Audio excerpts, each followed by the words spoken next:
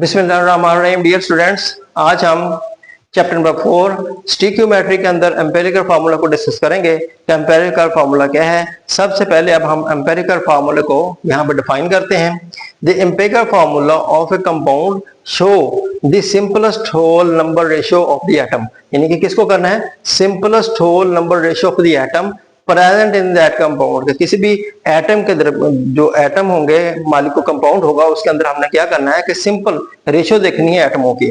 तो वो क्या होगा, उसका एम्पिरिकल फार्मूला। अब यहाँ पे हम एक एग्जांपल देखते हैं। जैसे ग्लूकोज जो है, इसका क्या जो मालिक्यूल फार्मूला होता है वो होता है C6H12O6। तो अगर हम इसके अंदर एटमों की रेशियो देखें तो कार्बन के 6 एटम और हाइड्रोजन के 12 एटम और ऑक्सीजन के भी 6 एटम। और इसको अगर हम मजीद सिंपल करें तो हम ये कहते हैं कि यहाँ पे कार्बन का 1 एटम आ जाएगा और हाइड्रोजन के 2 और ऑक्सीजन का भी 1। तो इसको हम अब इसका एम्पिरिकल फार्मूला कैसे लिखेंगे, CH2O। तो ये अब ग्लूकोज का क्या बन गया एम्पिरिकल फार्मूला। ये क्या है, मॉलिक्यूलर फार्मूला, और ये क्या हो गया एम्पिरिकल फार्मूला। ये एग्जैक्ट नंबर शो कर रहा है मॉलिक्यूलर फार्मूला, इससे exact number of atom show कर रहा है। जो एम्पिरिकल फार्मूला होता है वो सिंपलेस्ट रेशियो एटमों की वो शो करता है। तो अब आपको पता चल गया होगा कि एम्पिरिकल फार्मूले में और मॉलिक्यूलर फार्मूले में क्या फर्क है। जो मॉलिक्यूलर फार्मूला होता है इसके अंदर एग्जैक्ट नंबर ऑफ एटम हम शो करते हैं, और एम्पिरिकल फार्मूले के अंदर हमने सिंपलेस्ट एटम जो है उसकी रेशियो को हमने शो करना होता है।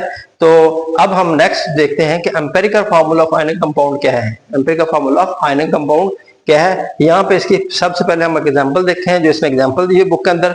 तो CF2 कैल्शियम फ्लोराइड की एग्जांपल दी है। तो अगर कैल्शियम फ्लोराइड के ये क्रिस्टल की शक्ल में पाया जाता है, तो अगर इसके स्ट्रक्चरल फार्मूला हम देखें तो इस क्रिस्टल की हालत के अंदर तो ये होता है कि कैल्शियम जो होता है इसके गिर्द, यानी कि कैल्शियम के गिर्द 8 फ्लोराइड आयन उन्होंने इसको घेरा होता है। इसी तरह हर फ्लोराइड को 4 कैल्शियम आयन ने घेरा होता है। तो इसके अब इसके अंदर निस्बत क्या बनेगी, 4 कैल्शियम और 8 जो है ये फ्लोराइड आयन होते हैं। तो अब इसको अगर सिंपलीफाई करते हैं तो ये बन जाएगा 1 और 2। तो इस तरह इसका हम एम्पिरिकल फार्मूला अगर देखें तो ये बन जाएगा CF2। तो कैल्शियम फ्लोराइड का एम्पिरिकल फार्मूला क्या बन जाएगा, CF2। तो अब इसको हम यहाँ पे डिस्कस करते हैं। All ionic compound are represented by their chemical formula. इसको हम केमिकल फार्मूला के साथ रिप्रेजेंट करते हैं। These formula show the simplest ratio present between their lines. और इसकी एग्जांपल अभी हमने यहाँ पे देखी है। For example the empirical formula of calcium fluoride is CF2 which show the ratio between the calcium and fluoride ions in its crystal। अच्छा, अब नेक्स्ट जो है थर्ड जो है empirical formula of the covalent compound. Empirical formula of covalent compound क्या होता है, ये जो कोवलेंट कंपाउंड होते हैं ये एग्जिस्ट करते हैं मॉलिक्यूल की शक्ल के अंदर। तो इनका कोवलेंट कंपाउंड जो इनका मॉलिक्यूलर फार्मूला होता है, ये एम्पिरिकल फार्मूला और जो मॉलिक्यूलर फार्मूला होता है बिल्कुल एक दूसरे से डिफरेंट होते हैं। जैसे आप देखेंगे यहाँ पे हाइड्रोजन पेरोक्साइड है, इसका मॉलिक्यूलर फार्मूला क्या है, H2O2, यानी ये हाइड्रोजन पेरोक्साइड का फार्मूला क्या है, H2O2, और इसका एम्पिरिकल फार्मूला देखें HO बन गया है, यानी कि इसका मॉलिक्यूलर फार्मूला और एम्पिरिकल फार्मूला के अंदर आप डिफरेंस देख रहे हैं। इसी तरह बेंजीन जो है ये C6H6 और इसका एम्पिरिकल फार्मूला देखें तो ये भी CH हो जाता है। तो आप देखें empirical formula of covalent compound for covalent compounds which exist as molecule, ये मॉलिक्यूल की शक्ल में एग्जिस्ट करते हैं। The empirical formula may be different from their molecular formula. इनका एम्पिरिकल फार्मूला मॉलिक्यूलर फार्मूला से बिल्कुल डिफरेंट होता है, और ये हमने इसकी एग्जांपल देखी।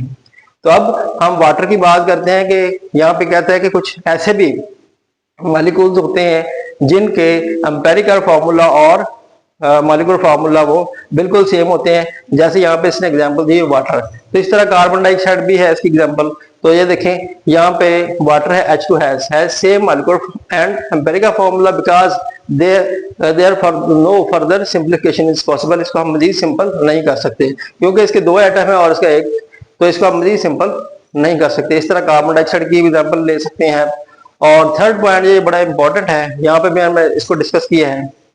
तो क्या है कि मॉलिक्यूलर फार्मूला रिप्रेजेंट क्या करता है, molecular formula represent the actual number of atom. इसमें हम एक्चुअल नंबर ऑफ एटम को डिस्कस करते हैं। Of each element in A molecule. On the other hand, दूसरे लफ्जों में एम्पिरिकल फार्मूला के अंदर क्या करते हैं, represents the simplest whole number ratio of the atom in a compounds. ठीक है, तो ये पॉइंट आपने अच्छी तरीके से याद कर लेना है। तो नेक्स्ट जो है यहाँ पे इसकी थर्ड बात जो है, so it is possible for different compound have same empirical formula even though their molecular formula different। इसमें ये इसने कहा है कि अगर बाज molecular formula जो होते हैं बिल्कुल डिफरेंट होते हैं, लेकिन उनका empirical formula सेम लगता है हमें। उनका molecular formula डिफरेंट होता है, लेकिन जो empirical formula होता है वो क्या होते हैं, सेम होते हैं। जैसे यहाँ पे एग्जाम्पल दिए बेंजीन C6H6, ये इसका molecular formula है बेंजीन का। इसी तरह एस्टिलीन का मॉलिक्यूलर फार्मूला क्या होता है, C2H2। ठीक है, लेकिन अगर इनका हम एम्पिरिकल फार्मूला देखें तो वो क्या बन जाएगा, CH, यानी कि इसका भी CH और एस्टिलीन का भी CH। तो ये इसका एम्पिरिकल फार्मूला इनका बन जाएगा। तो यहाँ पे हमने तीन तरह के एम्पिरिकल फार्मूला को डिस्कस किया। ये कह लें कि सबसे पहले हमने ये ग्लूकोज को बयान किया कि ग्लूकोज जो है इसके अंदर जो मॉलिक्यूल्स एटमों की तादाद जो है वो C6H12O6 थी, और इसकी जो सिंपलेस्ट रेशियो CH2OH, ये CH2O, ये हमने एम्पिरिकल फार्मूला में देखी है। तो इसी तरह हमने यहाँ पे दूसरे जो आयनिक कंपाउंड की बात की, ठीक है, जिसके अंदर CF की बात की है, CF2 की बात की है कि यहाँ पे कैल्शियम के गिर्द 8 फ्लोराइड आयन होते हैं, और इस तरह हर जो है जो कैल्शियम के 8 फ्लोराइड आयन होंगे, और फ्लोराइड के गिर्द 4 कैल्शियम का आयन होते हैं, जिसमें 4-8 की निस्बत होती है और 1 और 2 इसकी रेशियो बन जाती है एम्पिरिकल फार्मूले के अंदर, इसलिए इसका CF2 फार्मूला बन जाता है। और एम्पिरिकल फार्मूले को कोवेलेंट कंपाउंड में हमने जो बात की है, जहां पर डिस्कस की है कि यहाँ पे जो मॉलिक्यूलर फार्मूला होता है इसका एम्पिरिकल फार्मूला से बिल्कुल डिफरेंट होता है। जैसे एग्जांपल दी हमने यहाँ पे बेंजीन C6H6, अगर इसका मॉलिक्यूलर फार्मूला एम्पिरिकल फार्मूला देखा जाए तो ये CH होता है। और नेक्स्ट भी हमने ये भी यहाँ पर डिस्कस किया है कि अगर वाटर देखा जाए तो इसका, क्योंकि इसको मजीद हम सिंपलीफाई नहीं कर सकते, तो जो इसका मॉलिक्यूलर फार्मूला होगा वही इसका एम्पिरिकल फार्मूला होगा।